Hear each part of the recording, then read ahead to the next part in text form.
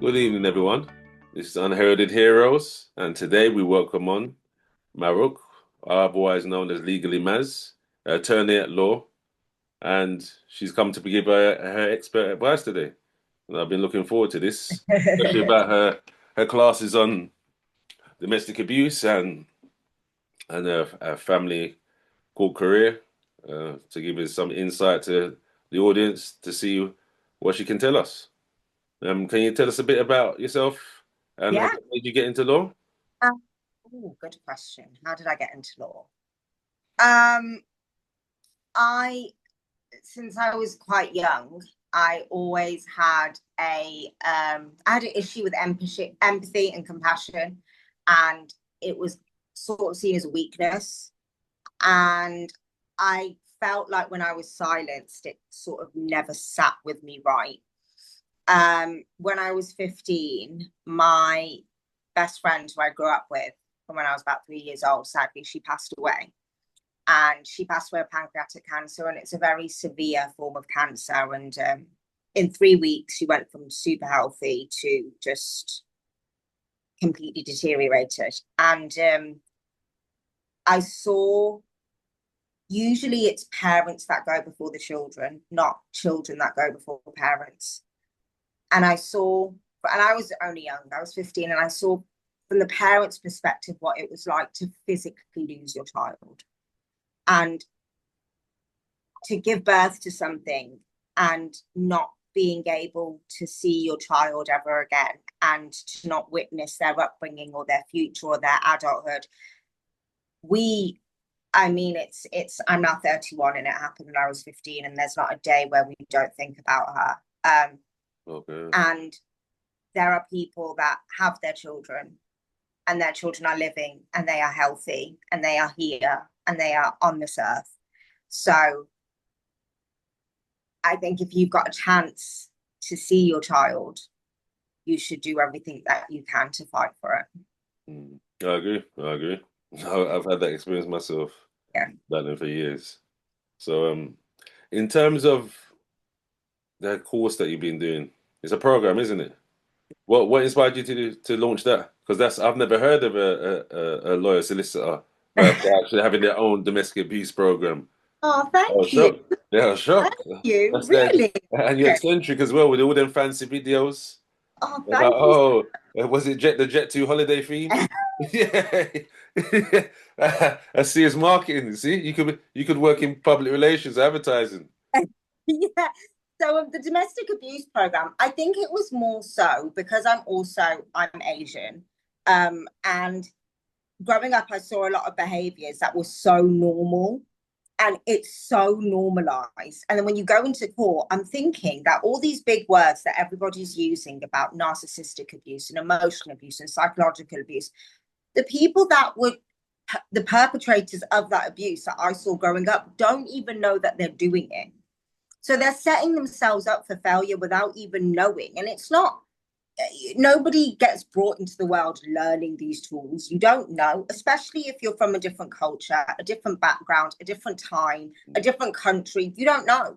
And then you come to this country, you act like how your parents did and you think that it will be okay, but then you suffer big consequences. So it wasn't just me wanting to speak from the victim's perspective, it also wanted me to help people because had I've been representing perpetrators of abuse that didn't know that they were perpetrating abuse, and they are good people. They're not bad people. um and they are incredible parents, but they have bad behaviors, and that is very much okay. That's Yeah. fine. That's okay. But working at it and telling a judge and telling the court, yeah, I did it. I realized it's bad. I don't want to do it anymore. I didn't realize the impact it had on kids. Now I've learned about it. I will not do it. I will prove it. And it's a slow course, but it was more so me wanting to help maybe like friends that I have, people that have become friends, people that have been lost in situations where I just feel like if only I went back in time and I was there in your relationship and I could have shook your head and said, don't say that. um, a lot of this wouldn't happen. You'll get all that. It's true. You'll get all that, especially Yeah, in the privacy of your homes, like you said, the cultural aspect. But remember, a lot of people born in the UK weren't aware of this. That's why the domestic abuse bill only came in 2021 because for years they couldn't have a clear definition and the parameters of it. yeah, So it's basically been developing from like the 1800s, yeah, from the wife beating bill to, equalities in terms of gender in the yeah, workplace. yeah, So it's remember it's been 130 years with learned people that have over time said, yeah, that's not very good, that's not very nice, that needs to be stopped. So I yeah, would never blame anyone that was ignorant or not aware of these kind of behaviors and what is the threshold where it's be seen as abuse. Because yeah, there's a lot of things that I've even learned, yeah, but the principle of how I used to operate from a young kid is that I wouldn't want to treat someone against how I would like to be treated. So I think if you have that basis, you always got a chance of avoiding a lot of those things going forward. yeah. Yeah, yeah, it's a moral compass, isn't it? But I think it's so difficult that when you have been, say, for example, if you've been separated from your parents from a young age, if you suffered trauma from a young age, you've learned behaviors that you can't help but learn. Mm. I've had I've had mums that haven't been allowed to say goodbye to dying siblings. I've had dads being manipulated day in, day out of contact with their children. I have clients who genuinely believe that they weren't being abused because they were raised to believe that abuse only counts if you end up with broken bones.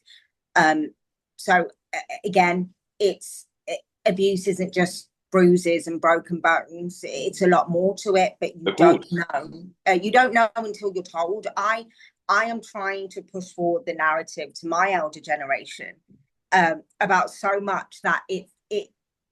Not gonna lie, we're not getting very far. Yeah, I can But understand again, that. I They got set in cannot their ways. blame them. I can't blame them because a lot of them have suffered trauma in their childhood. I mean, uh, my elders, some of them were abandoned from their parents from a very young age, and they had to be self-sufficient. They did not have a Mm, choice. They mm, had to rely on their husbands to financially provide. They could not feed their children without it. So mm, they had to succumb to some type of abuse to put food on the table because they were in a hierarchy system where they couldn't do it themselves. So they were martyrs on the basis of the fact that they had to do it for their children. children Is that to keep the did they family know together. did they know what they were doing to their children? Did they know that all the hitting and the screaming and the shouting was making them suffer? They didn't see it at that time, Mm, right? They didn't see at that moment. They just thought that I just have to make sure he goes to school. I have to make sure that the bills are paid and I paid, have to make sure. Do you know what I mean? That's all. survival mode. Yeah, yeah, yeah, Survival yeah, mode. yeah, spot on. And I've been through. I've had so many people where they get angry at their parents for what they've been through, etc. But I think compassion, love, and understanding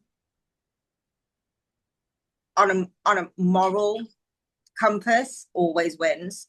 And I think in family proceedings as well, yes, you can fight fire with fire. Your lawyer should fight for you. As a person that is emotionally going through it, having compassion and love and peace is the best way to get through your family proceedings. Let your lawyer fight. You don't need to do that. You get a lawyer that will shout and scream for you. You do not need to put yourself through that. Mm. Well, to be fair, that since the advent of the LASPO Act, I've noticed domestic abuse has gone up in terms of claims and allegations. So I think that's directly because of that. You get the free legal aid, isn't it?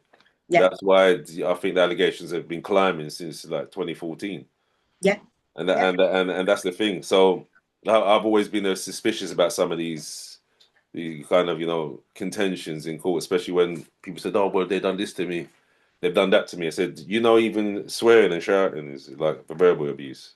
I said, but people tolerate football matches. They tolerate yeah, yeah, in yeah, front of yeah, the police when they're apprehending people. yeah. Yeah, so it said if that was so, it said at one point nearly all of us would be locked up, unless you're Muhammad or Jesus Christ. So Yeah, and yeah, I think spot on. You're right. Probably even they would have got locked up. But I mean, you're saying spot on. In family law, whether we like it or not, domestic abuse shapes everything in family law. It shapes the evidence you have, it shapes the way you speak in court, it shapes how CAFCAS and social services judge you, and it shapes how a judge sees you in a 15-minute hearing, whether you like it or not. Okay. So if you've got false allegations made against you and you have concrete evidence and you can back that up, then you should very much fight it 100%. But if you have done it, and if you didn't know at the time that it was abuse, it is okay to say that. I have done that in court. I have said the truth. I have said that my client wasn't born knowing the tools he wasn't born with a domestic abuse encyclopedia, judge, right? I've said that. And I've said that he agrees to what has happened and the contents of the statement. However, he doesn't agree that he had bad intention. He agreed that he lost his temper, but he's trying to make it better. He does not want to make the relationship work anymore, but he wants to be there for his children. That is it. But again, a lot of it, if your current behavior doesn't match that, it's not going to help you. Right? I have clients who lie to me all the time, telling me that they don't ring their ex, and then I get police logs of 1,000 calls, right, where they're calling her. And literally, I was in the other week, I was in a hearing, and I had a client adamant. He was adamant. He said, "Maz, I'm telling you, I haven't been calling her. No." Found out that all these calls have been happening before the court hearings, stopping at the duration of the court hearings, and starting again after the court hearings. So I'm literally there, and I'm like, I mean, I'm not even going to say anything. I'm just going to wait for you to say it. And so, no, Maz, no idea. Yeah, It's not going to help. I find that amazing though. It's mental health why they do that, because I always tell people that obviously I do the advocacy work and give people advice, but I said, look, you do that. If you do that, I said, and they have found out and you have proof, it said you just undermines it, and then obviously you're caught lying, perjuring yourself in court. So I said, just tell me how it is. I won't judge you. Just tell me exactly what's going on. Don't give me the tinted rose tinted glasses version. No. And Yeah. to be fair, it seems to be a reflexive thing because they're so worried about, you see, I think losing contact or being labeled in society, and then they feel like you're like a pariah. That's why I think why people still do it. Yeah. And then it becomes like what I call like a mental comb over. Yeah. And the papering over the cracks in the wall. I love Yeah, that. but to be fair, you say all that, but I've seen even court staff do that, especially when he goes against the narrative of what is perceived, which I don't like, as I've told you with my own situation. Yeah. And other people as well said I used to think these were a very rare occurrence, maybe like 1 in 1,000 cases. Yeah. But when looking at the complaints over the years and the local authorities with CAFCAS and the local social services, I realized there's quite an undercurrent of ill will and complaints that are never resolved, where people do actually have proof. But because of the kind of narrative, people having serious miscarriages of justice. And that's why I campaigned with it was 2018 to have the journalists allowed into the family court, obviously with certain restrictions, to make sure that some of these judges are scrutinized, because some of them have got like the God Almighty, and they have blatant proof of evidence, and they're like, oh well, there's a lot of paperwork to transfer residency, or log that, and it's like there's no real will to actually have justice served unless you're constantly pushing and complaining. I've realized something throughout my years at court, and I think I'm not gonna lie. I think I was a bit ignorant at the beginning and a little bit naive, and I really wanted to believe the narrative that got me into family law. But when I realized the facts of it and the truth of it, I was able to fight better. And this is it. So the family court system, I don't think it's there to protect victims. I think it's there to process cases fast. I agree with you. And this means safeguarding letters get things wrong, and Section 7 reports miss things, and children's voices get minimized, and sometimes abusers get more benefit of the doubt than survivors. Yeah, definitely. Yeah, definitely. That But happens all when the time. you realize that it's a process and it's not that, when you realize the facts of it, you then go through the motions and you're like, okay, this is the strategy. This is option A. This is option B. This is option C. If this goes this way, what's going to happen next? And when you start thinking about it like that, then thinking emotionally, the, it's meant to be there for a lot of things, but realistically, it is a process, whether we like it or not. I watch judges force contact when kids are absolutely terrified. And I watch moms torn apart on the stand whilst the abusive parent gets, a gold medal. It's a process, but does that mean that the end result can't be positive? No, you just need to go through the process correctly and with the right strategy. Yeah, that's terrible though, because you think once you have proof, you think it'd be a open and closed case, but I find that it's not that it happens too often for it to be. You think it's because the thing I mentioned, the qualified immunity for the benefit of the listeners. Qualified immunity, is that why judges feel they don't have to listen to like the parents and when they bring their evidence, maybe because it's not laid out in the format they like, or they have to be going through like a lot of paperwork, pages and pages of paper, said, oh, well, the structure's not right. Because I've seen things like that. Said the court bundle, you've tried to represent yourself and it's not done in a professional way. So they're like, oh, I've seen that. I said, I can't be bothered. Oh, we'll think, or they skirt over it, skim read it and said, oh, well, this is what we're going to do. And you basically have to accept it. And that's what upsets a lot of parents that I've seen anyway, that I've served, and the stakeholders that I represent as well. So, Yeah. I okay. So this is a tricky one. If you're a parent in the middle of the proceedings, this is really difficult because judicial immunity means that you can't sue a judge, even if their decision destroys your career, your mental health, your relationship. Their decisions can be wrong, it can be unfair, it can be completely inconsistent with the law, but they're still protected. And these people that have never met your children, never lived a day in your house, don't know your partner, don't know your relationship, have no idea of the way you change those babies' nappies, you were there at their first steps, you've got somebody else that has no idea. I've never seen it having a say in how to raise your kids and what to do with your relationship. That I think that is probably what I feel the most empathy towards my clients is that to sit there and bite your tongue and allow somebody else to say whatever they want about your family is a different kind of patience you need. And then there's judicial discretion, right? exactly, And which I don't two like. judges can take the same set of facts, the same safeguarding concerns, the same evidence, and apply the same law and still produce two very Different different outcomes. outcomes. I know. I call it the Very football different. referee syndrome.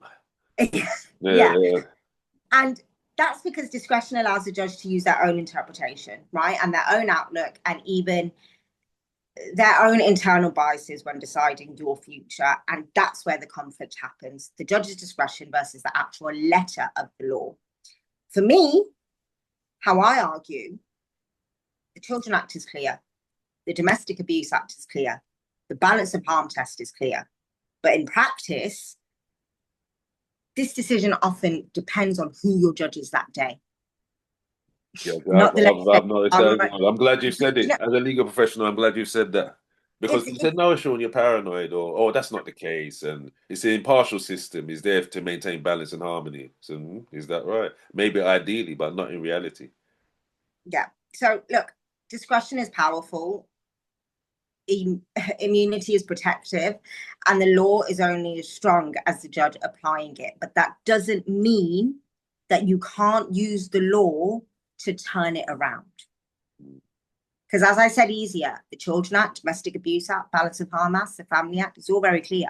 If one judge interprets it in one way, it doesn't mean another judge won't interpret it the other way. You can look at it positively too, right? It's quite, I use it to my advantage. Okay. I know that if I've got some paperwork with some judge's order on it, I'm like, you know what? It's fine. It's not a problem. I know exactly how to paint it. I know exactly what not to do for the application next time. And I'm going to twist it and turn it around to make the evidence clearer, to make the law stronger in this. Do you know what I mean? It just means that we have to fight a little bit harder, make everything a little bit clearer, but it doesn't mean that it's the end road. But I remember a lot of time that breaks down people's self-esteem and morale and the outrage. Because I Yeah. remember with my own thing here with my eldest son, obviously I had proof of contact with a offender, a sex offender. I said, look, and said and proof that the child service worker tried to change the date on it Wow. to prevent So me. what, your child was in? They went on a trip to London dungeons. Yeah. And I thought I had to, because I had the kept a dossier and recordings. I thought, yeah, that's it. I'm going to get full residency. Yeah. And that's not what happened at all. That's not happened at all. So at Yeah. first I was steamed about it, and I said, "Oh, let me look into how often this happens." So when I started to do the kind of activism and the advocacy work, I said, "Wait a minute, I'm not the only one that's gone through this. Yeah. It's Yeah. just it's not publicized and it's swept under the carpet." Mm. So that's Mm. when I got more active with the advocacy work and trying to lobby the family courts, go to some of the consultation processes and things like that. But there, like I said, there doesn't seem to be a will, and there's a kind of protective cloak around indecisions. And I've seen people that when they said, "Oh, appeal," I went to appeal, district judge. I can see they don't really want to undermine the judge in the lower court. And Mm-hmm. then when people say, I take it higher court, we said, well, if you go to higher court, the cost is prohibitive. And if you lose, you'll have to pay the costs of the defendant. So I said, Jesus, so no wonder why people don't bother. And Yeah. it's the real reality, let alone some of the people I've been dealing with lately as well. They're thinking, I said, I have to tell you the truth. I said, even with this kind of proof, WhatsApp messages like I had a dossier of facts, you can say they can still the discretionary powers of judges is it can undermine all that. And because we don't have like the celebrity status or like a top league where we can spend, people that spend a lot of money on the kind of TV solicitors or barristers, they said they can always be kicked into the long grass. Same with the police. So they said this is why you get cases like Logan Mwangi, Arthur Labajano Hughes, Star Hobson, the halo effect. I said, oh, well, we're trying to say, but you've got proof of all these years of cigarette burns, attacks, broken ribs, and they're still being disfailing. How can that be if you've got Kafkas, child services, and legal professionals involved? How does this even happen? I don't see how that's even possible, but it happens all the time. So Mm-hmm. I realized I said that I've not had it the worst. I've seen people have it much worse. Much worse. What would you recommend to parents when they've been through that?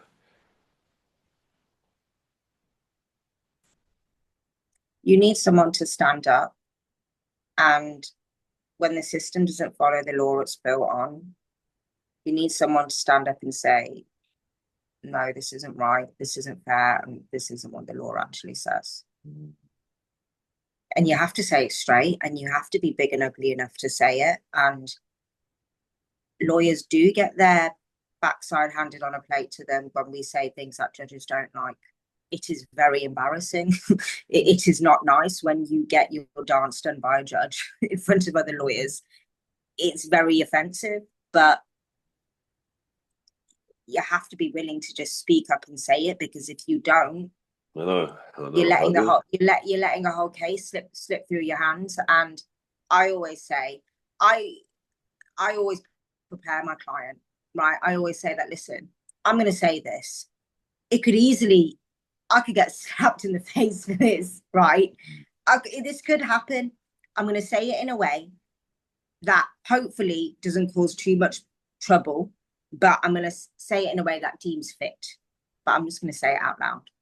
And sometimes that needs to be done for them to follow a procedure, because it's a process. Remember, whatever's said, they have to process it. If you've got a person that has a severe history of schizophrenia, paedophilia, and attempted murder, Kafka still has to do their checks. They have to. That doesn't mean they're going to get contact. They have to do it. Yeah. And if that dad turns round or that mom turns round and says, well, can I have supervised contact in a contact centre, they might have to do a Section 7.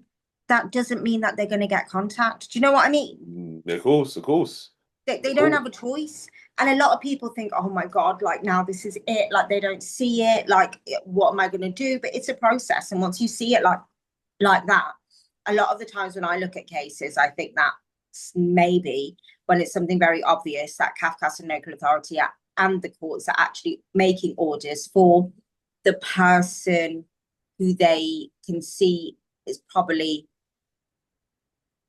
doesn't have a great record. They might be making orders to setting them up to fail. Mm. Potentially. Yeah, of course. I've seen. I've seen that. I agree with you. I agree with you. I agree with you. It's a serious thing. Mm-hmm. But what can we do apart from push on and try? But Yeah. like I said, a lot of parents that kind of breaks them. And then when they said, "Oh well, you're negligent. You're not going to see them. You're not fighting for them." Some people they haven't got that emotional capacity, especially when they've been demonized. Mm-hmm. Mm-hmm. Mm-hmm. And obviously, as you know, as much as they try to say the law is impartial, a lot of the activists and the support staff around these kind of things say domestic abuse is a gender crime. And a lot of men, once they hear that, think, you know what, I'm not even going to bother. And that's the thing. Until we kind of equalize it and say, look, we're going to look at it. I have We'll very look to the facts. We're about going to. We this. have to. Sorry. I have very strong views about this. Yeah. I have very strong views. But yeah, carry on. Yeah. So I said, no, no, go on, go on. um, yeah. The one question I get every day is family court biased against men or women? And the truth is that both genders face discrimination, whether you like it or not, whether it fits with your narrative of you're the victim or you're not the victim, or because the case isn't going your way because you're a man or a woman. No, it's not true. I have seen horrible injustices, awful injustices to both genders. I've seen mothers are actually often scrutinized harder, and I feel like it's because they're meant to be the perfect female, right? Yeah, no, And that's true. You know why that is though? yeah, The go ahead. nurture effect, the nurture, and obviously being the Yeah, birth parent, yeah, yeah, it's expected. So of course they raised the bar. Definitely they raised the yeah, bar high. yeah. I've seen that as well. Remember the reason why I started activism wasn't particularly because of my case or my male friends. There's Mm, a lady that I knew that she was a very good parent, and her partner used to hit, and I said, "Yeah, listen, remove him," mm, and said, "Move out and leave him." mm. But there was an incident with her child where I think she dropped some hot water, superficial burn when she's sterilizing. I think the milk bottle. She said. Took her to hospital, no problem. But then a couple months later, I think the child had a seizure.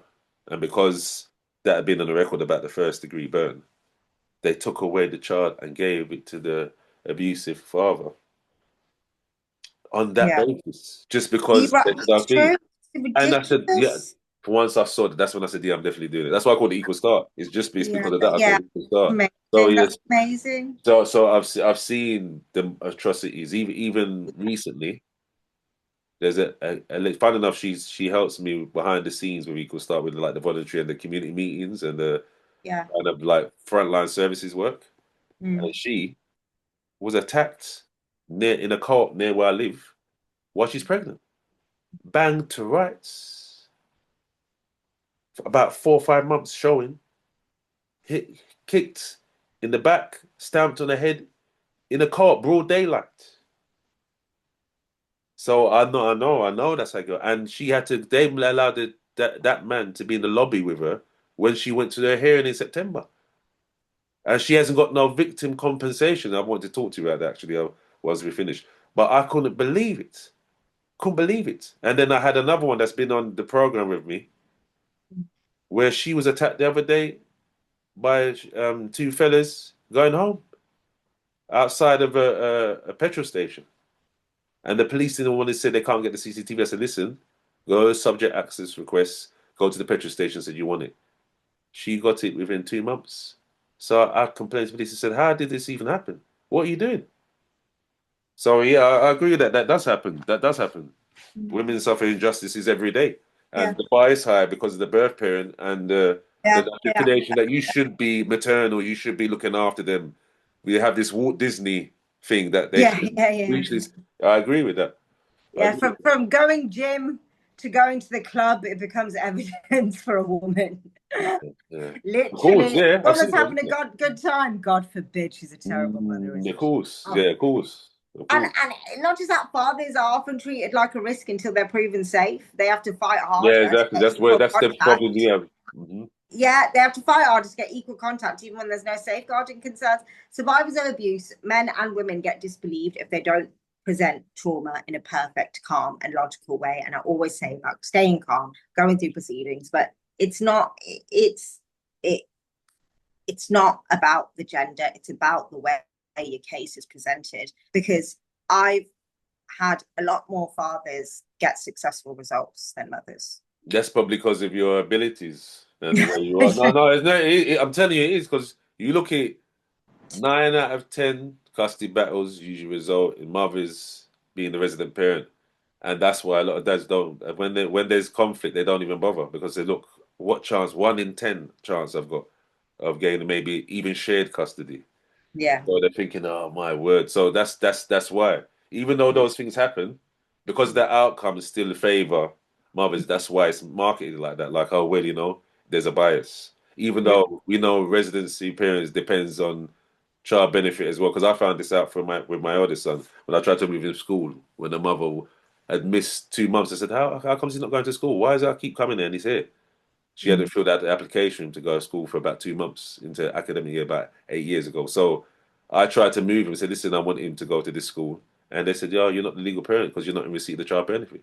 So I said, my good. So it's only through pushing that I found that out. So I realized then, I said, it's true. That kind of reduces the gender gap because they're saying, if you're the resident parent, because I've seen it work with resident dads as well, where they're not too good. But because they're a recipient of the child benefit and there's nothing to where they can lock them up for criminal offences, they basically overlooked their misdeeds to where they can alienate the mother as well. But because of the general outcomes of the 9 in 10, and usually ends up to be the resident mothers, obviously the cultural thing as well, because it's the birth parent and they're more suited to the raising children, especially when they're young. That's why we get these outcomes. So there is definitely prejudice there on both sides.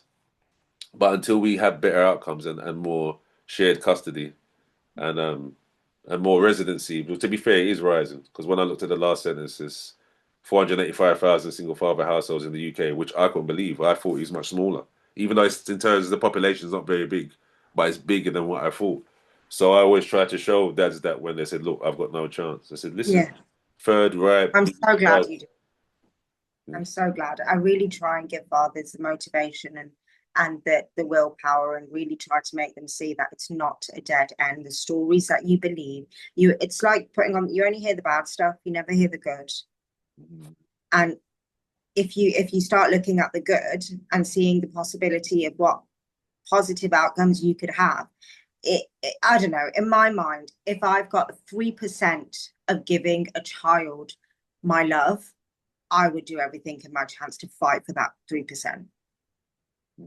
I don't care. I would tooth and nail because the love that a child could receive, even it's just a minimum, I would do everything I can to make sure that within that 1 hour a week, I give that child all the love that I possibly can. And children are they're innocent. They're not going to judge you. They're not going to say, why aren't you giving me more time? They're not adults. And we assume that they expect the world, but they don't. All they want is attention and love, and that is it. And a father's love and a mother's love, even if it is minimum, is priceless. Yeah, it's It's priceless, of course. priceless for a child. It's true. It's true.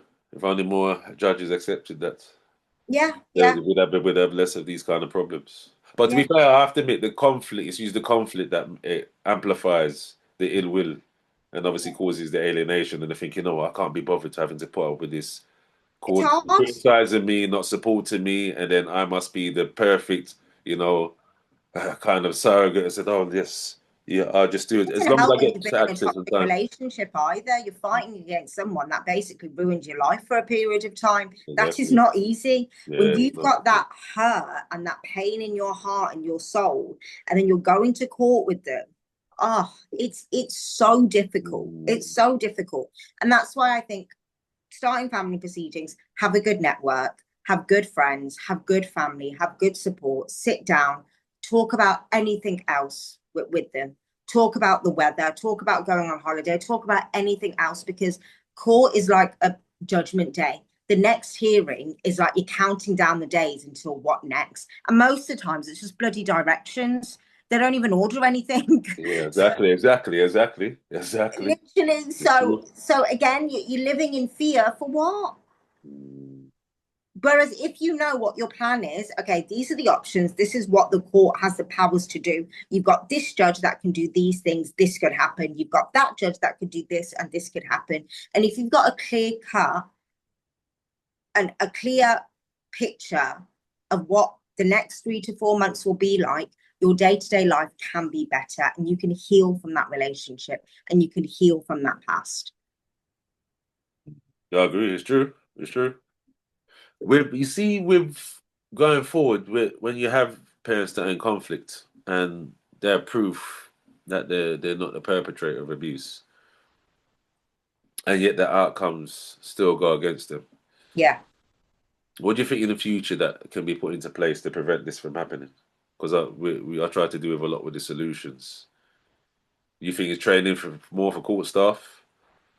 You What's the think, question? If, like, if parents had proof that they did not commit domestic yeah. abuse, Mhm, yet they were still found to be abusive, mhm, what can they do to stop that? mhm. Yeah, definitely. Okay, let me think. Um, oh, get in your application before they do. Be Okay. the applicant, not the respondent. Okay. I'd Yeah. say do that. If you know, To be if fair, I you know did what? that. It didn't work for me. Oh, really? You were the applicant. Yeah, I was the applicant. Yeah, I was the applicant because I was trying to I get think into as residency. well, how you carry yourself in court matters. It does matter. It's how you carry yourself, how you, and again, not against you, but I think everything as a whole. No, you see, fun enough, you see the voice of the children stuff. I'm I'm I'm of a different philosophy with that. Yeah, The voice of the children, some of them can be coerced, and then yeah, there's children that obviously the parent that provides the most discipline, they will gravitate to the one that's more lax, depending yeah, on the character. yeah. So I think in them cases, the children's voice should be reduced. It should be the voice of the family as a unit, and then you base it on the probabilities and the facts, and then you make a decision. Because I've seen a few children that said, "Oh, well, one parent's too strict, or they make me do my homework," and I think, well, that's reasonable, especially if the mother's got you around a sex offender or so, or they're on drugs. Said that's to me that's a ridiculous situation, and that happens far too often. Not just in my case, but across the board, and that's why a lot of people have said once it goes down the legal route, they said, I'm not bothering because it's going to cost me money, break me down emotionally, and then you got judgments like this that can happen, and they happen too frequently. Well, you're really going to miss out on having a relationship or a possible relationship with your child because of a what if. Mm. Because in my head, that doesn't make any sense. I don't think that it's impossible to prove. It can be possible. I think with financial statements, say for example, you've got one parent that is able. I mean, okay, I've had women that are on benefits that have the nighttime routine and have the bedtime routine and don't have much money, yet they go to dad's, they get showered with holidays, they eat steak every day, they've got their own bedrooms, they've got Game Boys, they've got PlayStations, and they don't want to come back to mom's. Then they've got dad's new girlfriend, and dad's new girlfriend is always saying, your mom, your mom, your mom this, your mom that, right? They're all saying, oh, well, your mom allows you to do that. Your mom only feeds you that. God, it's all right. You can have something better here. And then they're just looking at mom like they're looking down on her and disrespecting her at home. Then mum starts getting bullied because it's not one child thinking the same. It's all four of them now. Two of them are now 13 and they're boys, so they've got testosterone on them. Now it's a whole gang. Okay. And I have painted this picture to court, and I've argued it to court, and I've said that, yes, this is the wishes and feelings of the children. Very much. We're not denying the fact that the children are saying this. It's very much true. But what is going on in the background?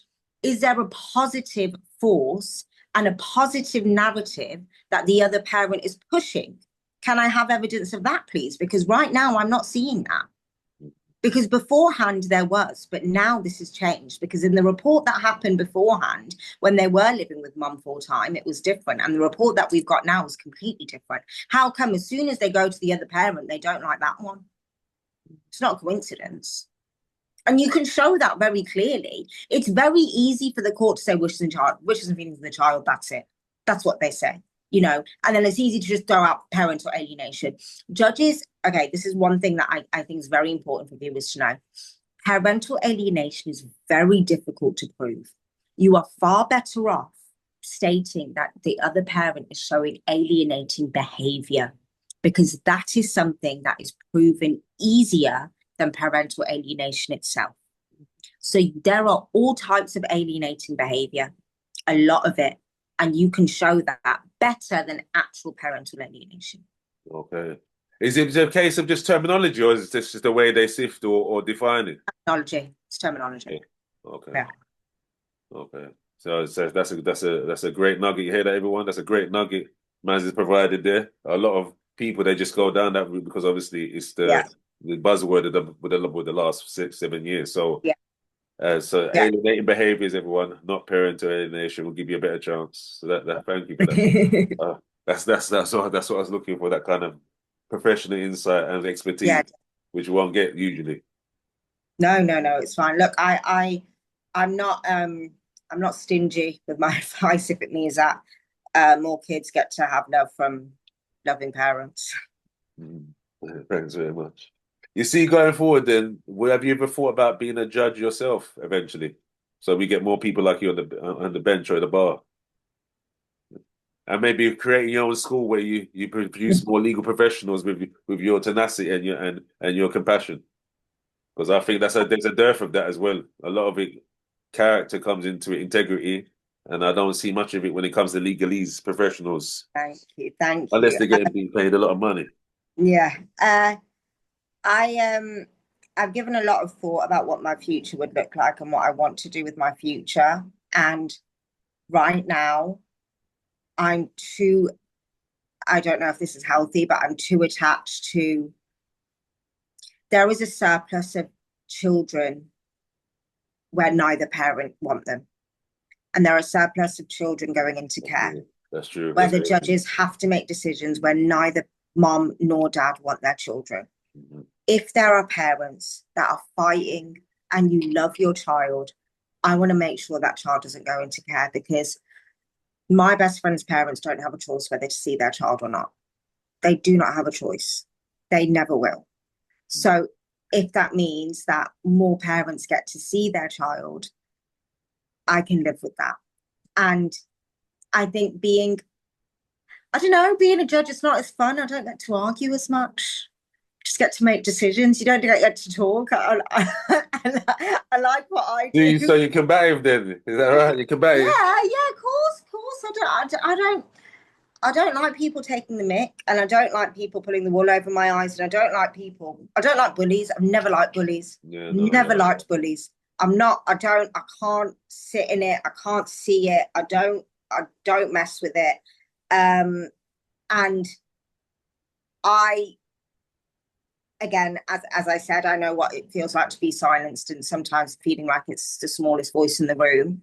And a lot of people that don't have the standing, that don't have the voice that I have, that don't have the confidence, can't do it. But that does not mean that they should not be heard, because that means these people will get away with it and they will exhibit it onto other people, and it will go on and on and on and on.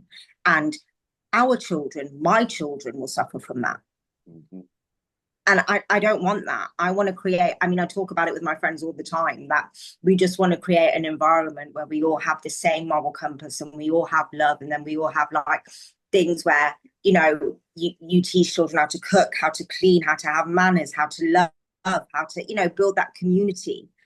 that community essence. And the family court, surprisingly, the whole point of mediation is that you try and sort things out before it gets messy. Of The course, family definitely. court actually don't want to deal with people's rubbish. That's why judges Yeah, seem because like it takes they up a don't lot of care. time. A lot of the time, Yeah, it's back and forth, and he said, she said, and the that, conflict just drags things out and stresses, I guess, the legal professionals as well.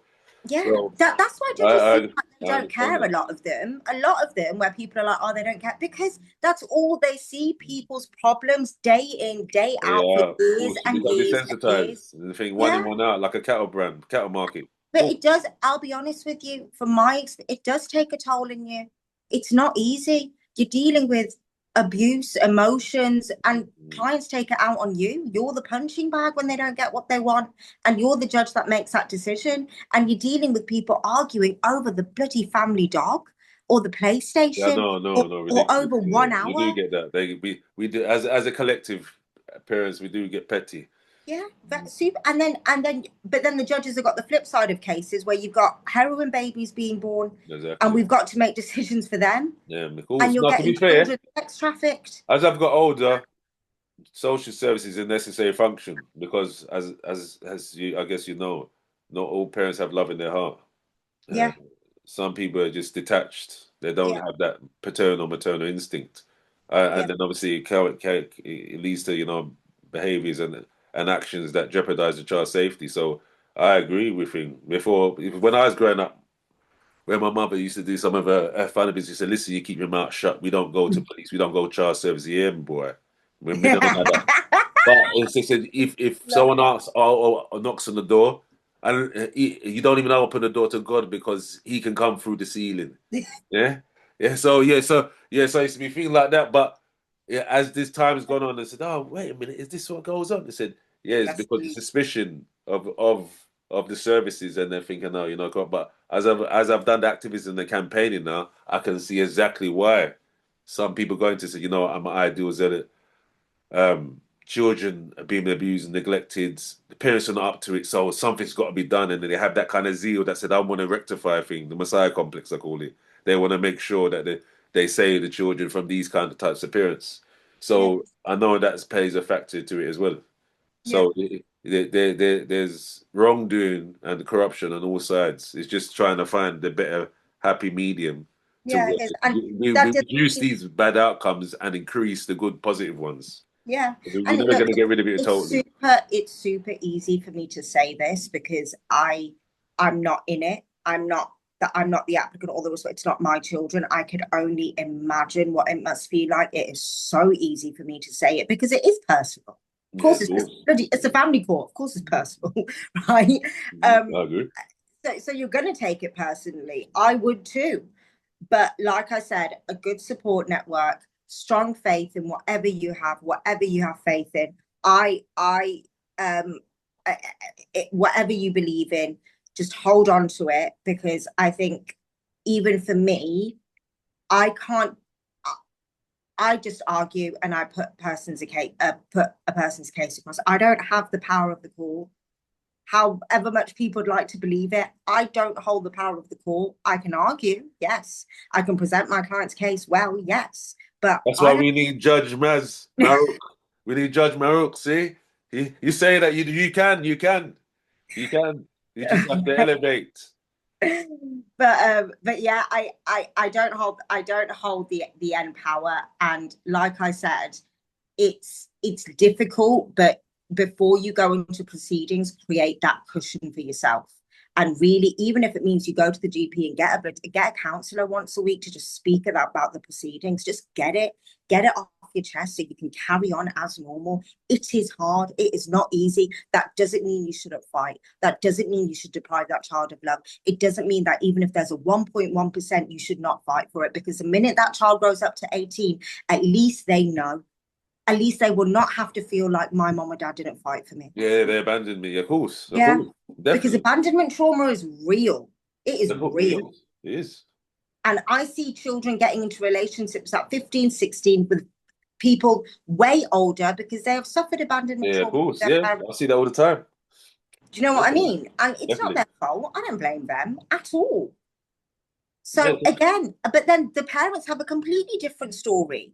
They're trying to say, I didn't mean to abandon you, I tried. But the child can't see that.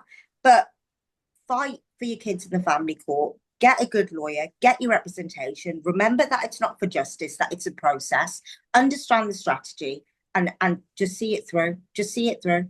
And again, it's not about man or woman. It's about how your case is presented. Present your case well, and you should be all right. And thanks for coming on today, Marukh. Thanks Thank you very much. so much for everything you do as well, all the help that you give, all the changes that you've tried to make. I don't know how you've done it, but you've done it well, man. So good for you. Honestly, thank you for everything. I'm trying. Everything that you've done to help, honestly. And on that note, where there are people, there is power. Justice in our time. See ya.